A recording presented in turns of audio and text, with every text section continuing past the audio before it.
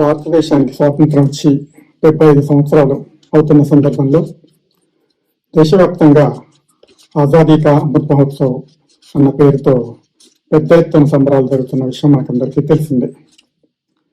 ఈ సందర్భంగా భారత రాజ్యాంగం ఓబీసీల విషయంలో ఏం చెప్తుంది, రాజ్యాంగంలో ఓబీసీలకు ఎలాంటి రక్షణలు కల్పించారు, అదేవిధంగా రాజ్యాంగం ప్రభుత్వాలకు ఓబీసీల విషయంలో ఎలాంటి అభివృద్ధి కార్యక్రమాలు, సంక్షేమ కార్యక్రమాలు, ఇతరత్ర వారి అభివృద్ధికి చేయాల్సిన కృషి గురించి ప్రత్యేకంగా ఏం చెప్తుంది, ఈ దేశంలో వెనుకబాటుకు గురైన అనేక కోట్లాది ప్రజల గురించి సామాజిక న్యాయం, అదేవిధంగా సమాన అవకాశాలు, సమానత్వం సాధించడానికి రాజ్యాంగంలో ఓబీసీలకు ఎలాంటి గుర్తింపు ఇచ్చింది అన్న విషయాలను తెలుసుకోవడానికి ప్రయత్నం చేద్దాం. అయితే ప్రధానంగా దేశంలో జరిగిన వివిధ అధ్యయనాలు ఏం చెప్తాయంటే, వనరుల యాజమాన్యం, పంపిణీ విషయంలో, అదేవిధంగా వివిధ రంగాల్లో, వివిధ వ్యవస్థలలో ప్రాతినిధ్యం విషయంలో, నిర్ణయీకరణ, పాలనలో భాగస్వామ్య విషయంలో,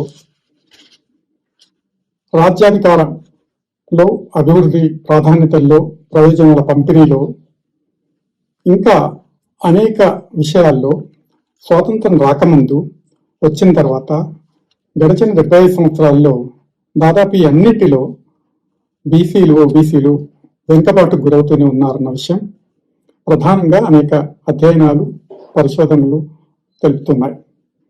రాజ్యాంగమే దీనికి సాక్షిగా నిలిచిందన్న విషయం కూడా మనకందరికీ తెలుసు. ఎందుకు ఇలా జరుగుతుంది అన్నదానికి పాలకులు సమాధానాలు చెప్పాల్సిన అవసరం ఉంది. వాస్తవానికి రాజ్యాంగాన్ని అమలు జరిపేది పాలకులు కాబట్టి రాజ్యాంగంలో పేర్కొన్న ప్రకరణాలన్నింటినీ చిత్తశుద్ధితో వాళ్ళు అమలు జరిపినప్పుడే రాజ్యాంగం లక్ష్యాలను సాధించడం వీలవుతుంది. కాబట్టి గత 75 సంవత్సరాలుగా పరిస్థితులు ఏంటో 12 ప్రశ్నల్లో మనం తెలుసుకోవడానికి ప్రయత్నం చేద్దాం.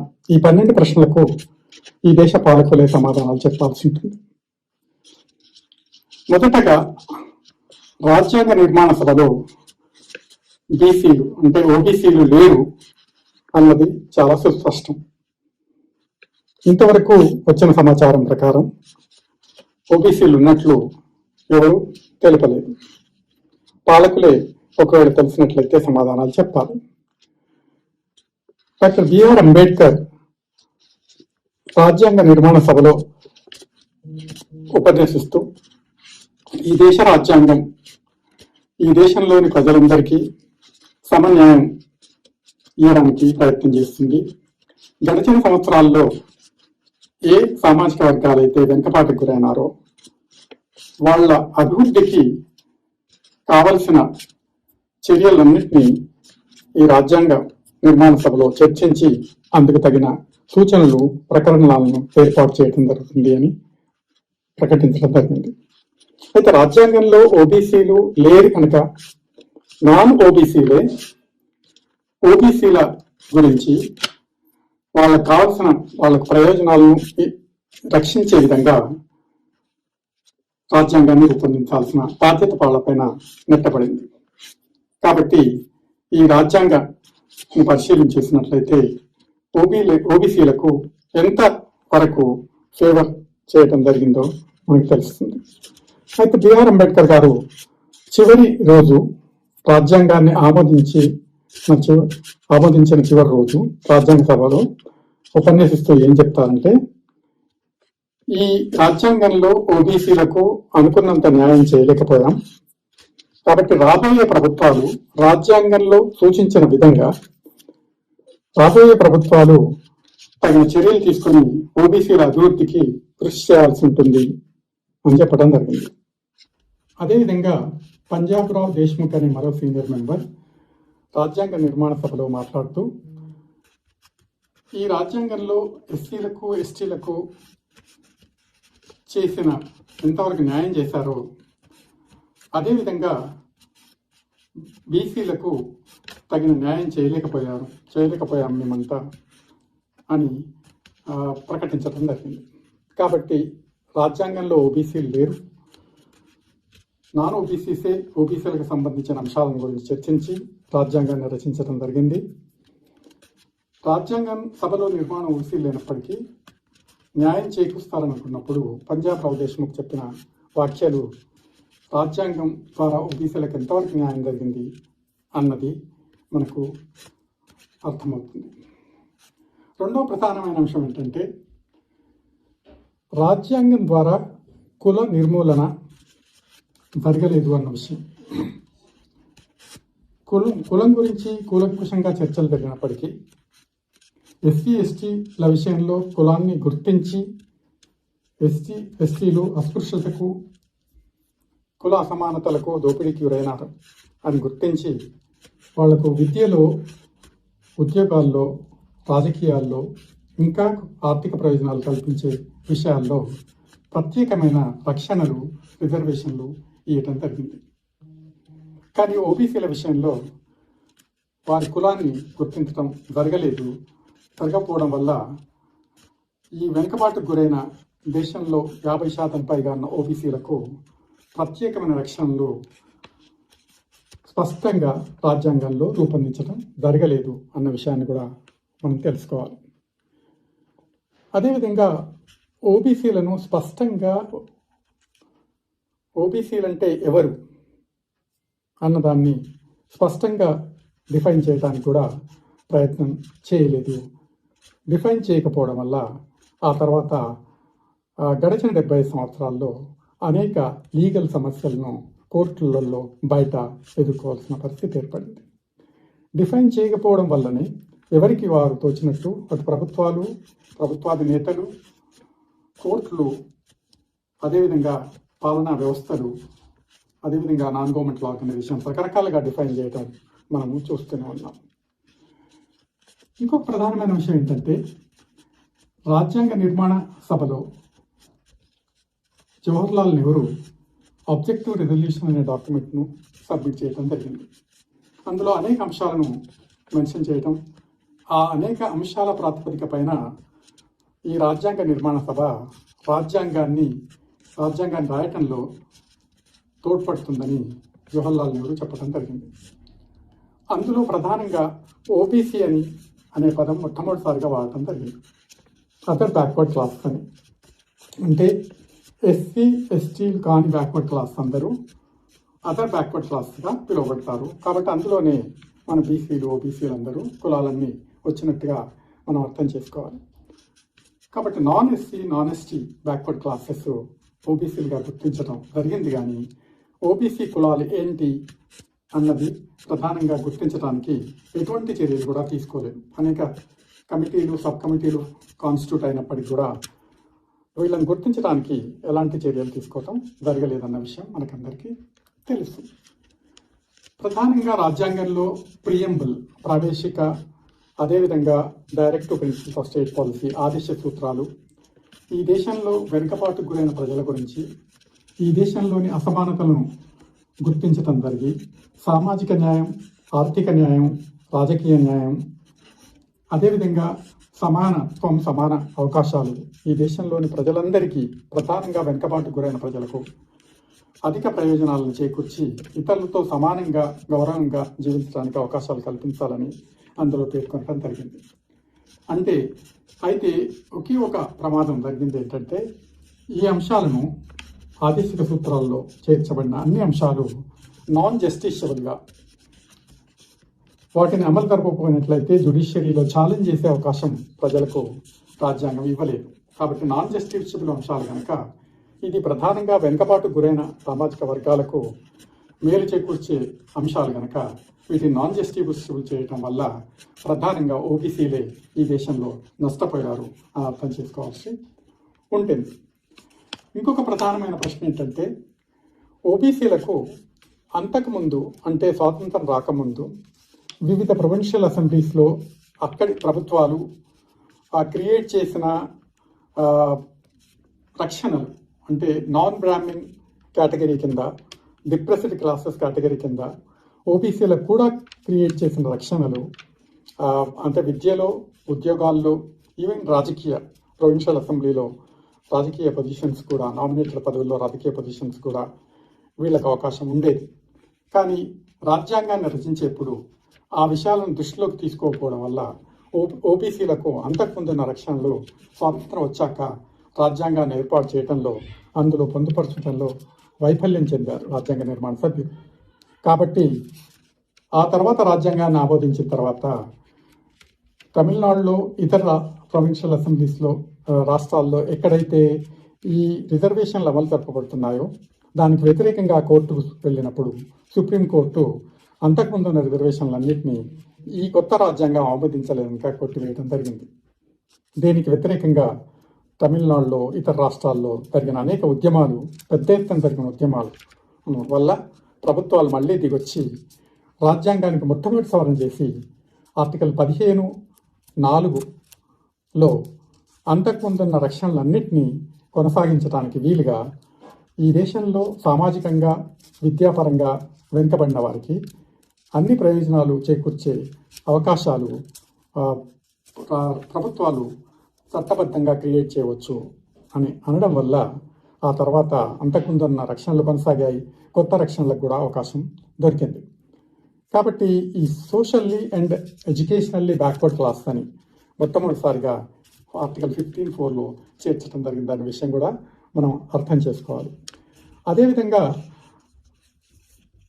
రాజ్యాంగ నిర్మాణ సభలో డాక్టర్ బిఆర్ అంబేద్కర్ మాట్లాడుతూ రాజ్యాంగంలో ఓబీసీలకు తగిన న్యాయం చేయలేకపోయాం కాబట్టి రాజ్యాంగంలో ప్రత్యేకంగా ఆర్టికల్ 340ని చేర్చడం జరిగింది. ఈ ఆర్టికల్ 340 ద్వారా రాబోయే ప్రభుత్వాలు ఓబీసీ కమిషన్లను వేసి ఆ కమిషన్లు గుర్తించిన ఓబీసీ జాబితాలోని కులాలకు ప్రత్యేక రక్షణలు కల్పించడానికి, రిజర్వేషన్ల ద్వారా వెనుకబాటుకు గురైన వారిని అభివృద్ధి ప్రదంలోకి తీసుకురావడానికి చర్యలు తీసుకునే, అంటే ఆ కమిషన్లు చేసిన రిఫార్మ్స్ ఆధారంగా చర్యలు తీసుకునే అవకాశం ఉంది అని పేర్కొనడం జరిగింది. అయితే ఈ ఆర్టికల్ 340 మ్యాండేటరీయా కాదా, ప్రభుత్వాలు దీన్ని తప్పనిసరిగా ఆమోదించాలా లేదా అన్న విషయంలో సందిగ్ధతలు ఉన్నాయి. మ్యాండేటరీ కాదు అనడానికి వీలుగా జరిగిన 75 సంవత్సరాల్లో జరిగిన పరిస్థితులను కనుక పరిశీలించేసినట్లయితే మనకు సులభంగా అర్థమవుతుంది. ఉదాహరణకు స్వాతంత్రం అంటే రాజ్యాంగం ఆమోదించబడిన 3 సంవత్సరాలకు మొట్టమొదటి ఓబీసీ కమిషన్ వేశారు. అంటే 3 సంవత్సరాలు ఓబీసీ కమిషన్ లేకుండానే ఇక్కడ పాలనా వ్యవస్థలు నడిచాయి అన్నదాన్ని పరిశీలించేసినట్లయితే రాజ్యాంగాన్ని అప్పటి ప్రభుత్వం ఉల్లంఘించినట్లా కాదా అన్నది మనం ప్రశ్నించవచ్చు. రెండవ కమిషన్ 1979లో వేశారు. అంటే దాదాపు 29 సంవత్సరాల తర్వాత వేశారు. అంటే 29 సంవత్సరాల వరకు ఓబీసీ కమిషన్ ఈ దేశంలో లేదు. మరి ఆర్టికల్ 340 ఉన్నట్టా లేనట్టా అన్న ప్రశ్న మన ముందు వస్తుంది. మళ్ళీ మూడవ కమిషన్ 2001లో వేశారు, 21 సంవత్సరాల తర్వాత, మళ్ళీ అంత పెద్ద గ్యాప్ తర్వాత.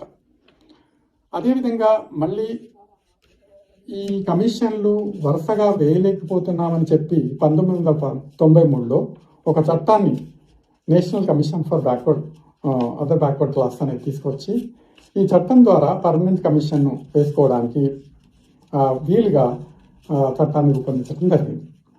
కానీ ఆ తర్వాత మళ్ళీ 8 సంవత్సరాలకు మొట్టమొదటి పర్మనెంట్ ఓబీసీ కమిషన్ను వేయటం జరిగింది. అంటే మొదటి కమిషన్, రెండవ కమిషన్, మూడవ కమిషన్ వేయడానికి అంత గ్యాప్ తీసుకోవటం అంటే ఇది మ్యాండేటరీ కాదని చాలా స్పష్టంగా ఉంటుంది.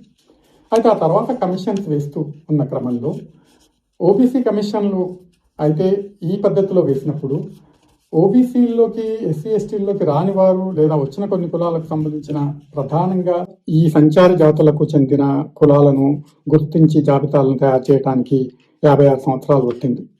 రెండో కమిషన్ వేయడానికి మరో 6 సంవత్సరాలు. మళ్ళీ డెవలప్మెంట్ బోర్డును ఏర్పాటు చేయడానికి స్వాతంత్రం వచ్చిన 72 సంవత్సరాల తర్వాత పట్టింది. దీన్ని బట్టి చూసినట్లయితే దాదాపు 15 కోట్ల మంది ప్రజలు ఈ సంచార జాతులకు చెందిన వాళ్ళు దేశవ్యాప్తంగా ఉన్నారు. వాళ్ళకి సంబంధించిన ఏ అభివృద్ధి కార్యక్రమం కూడా ప్రభుత్వం ఇంతవరకు తీసుకోలేదు. కేవలం 72 సంవత్సరాల తర్వాత కొన్ని కంటి తుడుపు చర్యలు తీసుకోవడానికి ప్రయత్నం చేసింది అని తెలిసింది. అంటే ఆర్టికల్ 340 కింద ఇలా కమిషన్లు ఏర్పాటు చేసే అధికారం, అవకాశం ప్రభుత్వాలకు ఉన్నప్పటికీ ఓబీసీలంటే, సంచార జాతులంటే నిర్లక్ష్యంగా ప్రభుత్వాలు ఈ కమిషన్లను వేయకపోవడం జరిగింది అన్న విషయాన్ని మనం గుర్తించాలి. దీనికి పాలకులే సమాధానం చెప్పాలి. ఇంకొక ప్రధానమైన ప్రశ్న పాలకులకు వేయటం జరిగింది ఏంటంటే, ఈ దేశంలో కమిషన్లను అయితే ఎలా వేశారో మనం ఇంతకుముందే చూసాం. ఆ కమిషన్లు చేసిన సిఫారసులను ఎంతవరకు ఆమోదించి అమలు జరపడానికి ప్రభుత్వాలు ప్రయత్నం చేశారో అన్నది తెలుసుకోవడానికి ప్రయత్నం చేద్దాం. ప్రధానంగా ఈ కమిషన్ల యొక్క రికమెండేషన్లు పరిశీలించినట్లయితే ఫస్ట్ కమిషన్ కాక కలేకర్ ఓబీసీ కమిషన్ చేసిన సిఫారసులను ఏవి ఆమోదించకుండా మొత్తం రిపోర్టును కంపగుత్తగా చెత్తబుట్టలో వేయటం జరిగిందన్న దాన్ని మనం ఎలా అర్థం చేసుకోవాలో ప్రభుత్వాలే పాలకులే సమాధానం చెప్పాలి. ఆ తర్వాత అనేక సంవత్సరాలకు వేసిన మండల్ కమిషన్ ఇచ్చిన రికమెండేషన్లను కూడా ప్రభుత్వం ఆమోదించలేదు.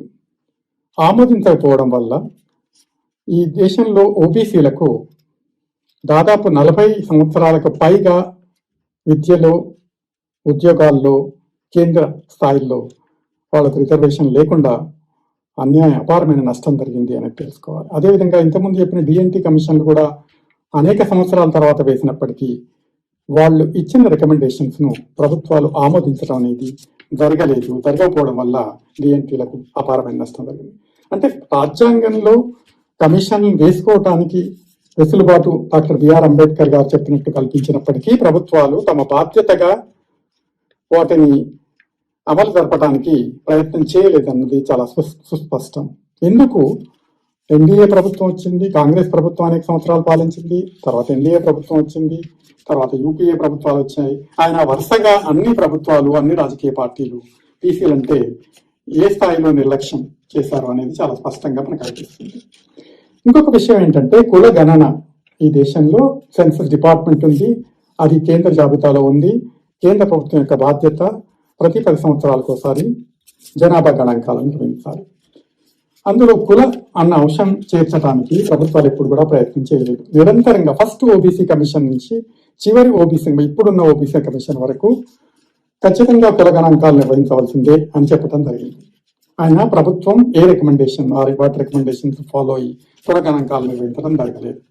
అదేవిధంగా డిఎన్టీ కమిషన్స్ కూడా అప్పటి నుంచి ఇప్పటి వరకు కూడా అసలు డిఎన్టీలు ఎవరు, ఎన్ని కులాలు ఉన్నాయి, వారి ఆర్థిక సామాజిక స్థితిగతులు ఏంటి, వాళ్ళకి ఎలాంటి చర్యలు తీసుకుని అభివృద్ధి పరచడానికి ప్రయత్నం చేయాలి, దాన్ని నిర్ధారించడానికి, అదేవిధంగా కులాల మధ్య ఓబీసీ కులాలు కావచ్చు, ఇంకా ఇతర కులాల వాళ్ళ మధ్య వ్యత్యాసాలు ఏ విధంగా ఉన్నాయి అన్నది అర్థం చేసుకొని పాలసీ మెజర్స్ ప్రభుత్వ పరంగా తీసుకోవడానికి వీలుగా, కార్యక్రమాలను రూపొందించడానికి వీలుగా అసలు గణాంకాలే లేనప్పుడు ఎలా సాధ్యమవుతుంది అన్నది ప్రధానమైన ప్రశ్న.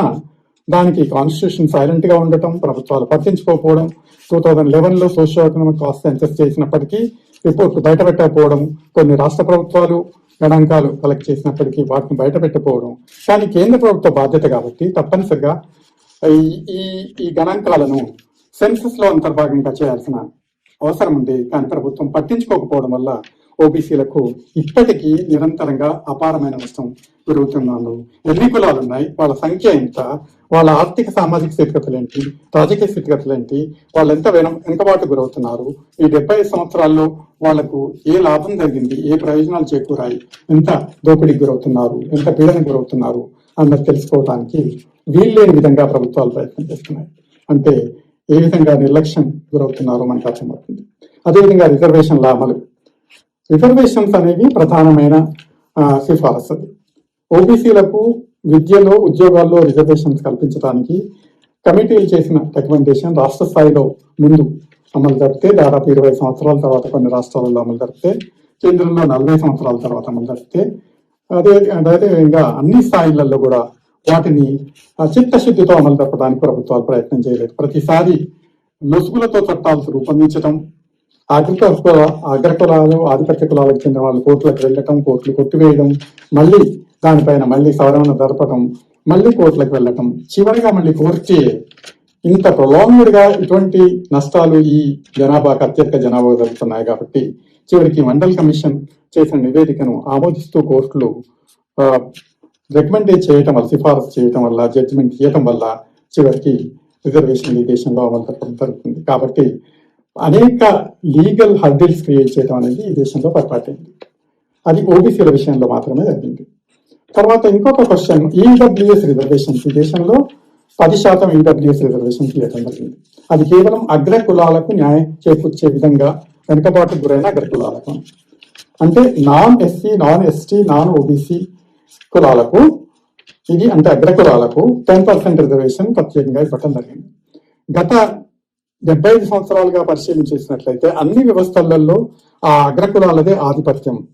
అన్ని వ్యవస్థలలో చాలా రాష్ట్రాల్లో కనీసం 10% కూడా మించని కొన్ని రాష్ట్రాలు ఉన్నాయి. 15%, 20% లోపే ఓబీసీ జనాభా ఉన్నప్పటికీ దాదాపు 60-70% పదవులు, 60-70%, 50% పైగా ఉద్యోగాల్లో, అనేక రాజకీయ రంగంలో, ఇంకా అన్నింటా వాళ్ళకే ఆధిపత్యం వహిస్తున్నప్పటికీ వాళ్ళకి మళ్ళీ 10% రిజర్వేషన్. తెలంగాణలో 10% కూడా జనాభా లేని ఆధిపత్య కులాలకు 10% రిజర్వేషన్ ఇవ్వటం ఎంతవరకు సమంజసం? అది ఓవర్ నైట్ లో పార్లమెంటు, అసెంబ్లీలు పాస్ చేసి ఇమీడియట్ గా సేమ్ అధ్యక్షుడికి వెళ్ళిన రోజే ఆమోదింపజేసుకొని అదే రోజు గెజిట్ నోటిఫికేషన్ ఇచ్చి ఓబీసీలకు 75 సంవత్సరాలుగా రిజర్వేషన్లు అమలు జరపని సంస్థలలో కూడా దాన్ని అమలు జరపడానికి ప్రయత్నం చేయడం జరిగింది. దీన్ని ఎలా అర్థం చేసుకోవాలి? పాలకులే సమాధానం చెప్పాలి. సుప్రీంకోర్టులో అది ఇప్పుడు కేసు వేయటం జరిగింది, దాని గురించి చర్చ జరుగుతుంది. అదేవిధంగా 50% సీలింగ్ రిజర్వేషన్స్ ఉండాలి అని చెప్పటం సుప్రీంకోర్టు విధించింది అని చెప్తారు. రాజ్యాంగంలో ఎక్కడ 50% ఉండాలని ప్రత్యేకంగా రాసలేనప్పటికీ సుప్రీంకోర్టు దాన్ని విధించింది. సరే, విధించినప్పుడు అది ఈడబ్ల్యూఎస్ రిజర్వేషన్స్ వర్తింపనీయకుండా మళ్ళీ ప్రభుత్వాలే చర్యలు తీసుకోవటం అనేది ఎంత వైరుధ్యంగా ఉంది, అదేవిధంగా ఓబీసీలకు నష్టం చేసేగా ఉంది అర్థం చేసుకోవాలి. ఫైనల్ గా న్యాయస్థానాలు రాజ్యాంగబద్ధంగా అదే సామాజిక న్యాయం పట్ల నిబద్ధతతో ఈ వెనుకబాటు గురైన వర్గాల గురించి తీర్పులు ఇస్తున్నాయా అన్నదాన్ని కూడా దానిపైన కూడా చాలా విమర్శలు వచ్చాయి. కాబట్టి రాజ్యాంగబద్ధంగా తీర్పులు ఇవ్వాల్సిన అవసరం ఉంది. అది ఏ విధంగానైతే రాజ్యాంగం ఈ సామాజిక వర్గాలకు వెసులుబాటు కల్పించిందో దాన్ని గుర్తించి వాటికి అనుకూలంగా తీర్పులు ఇవ్వాల్సిన అవసరం ఉంది. అయినా ఆ విధంగా ఈ దేశంలో జరగలేదు. కాబట్టి గడిచిన 75 సంవత్సరాల్లో ఓబీసీలకు తీరని నష్టం జరిగింది. అనేక రంగాలలో వాళ్ళు ఇంకా వెనుకబడి గురవుతున్నారు, అసమానతలు గురవుతున్నారు, సామాజికంగా, ఆర్థికంగా, రాజకీయంగా పూర్తిగా వెనుకబాటు గురవుతున్నారు అన్న దాన్ని అర్థం చేసుకొని ప్రభుత్వాలు రాబోయే కాలంలోనైనా తగిన చర్యలు తీసుకోవాల్సిన అవసరం ఉంది.